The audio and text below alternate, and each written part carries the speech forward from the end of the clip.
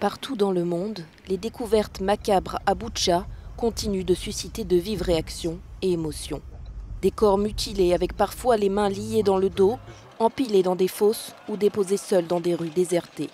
Des images qui ne peuvent qu'évoquer le passage d'une violence inouïe. Selon Kiev, jusqu'à présent, plus de 400 civils ont été retrouvés dans ces territoires libérés par les troupes russes autour de la capitale ukrainienne. Et le nombre total de morts reste encore incertain.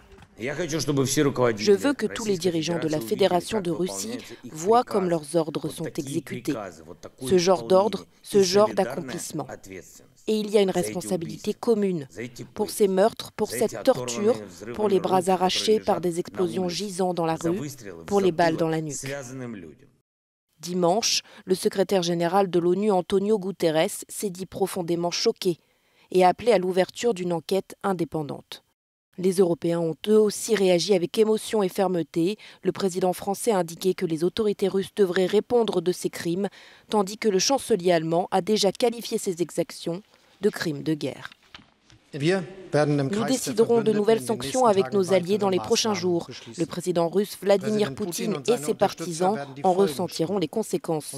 Et nous continuerons à fournir des armes à l'Ukraine pour qu'elle puisse se défendre contre l'invasion russe.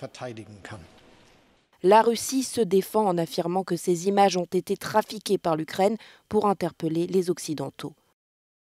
Elle demande une réunion du Conseil de sécurité de l'ONU pour statuer sur les provocations haineuses commises selon elle par son belligérant.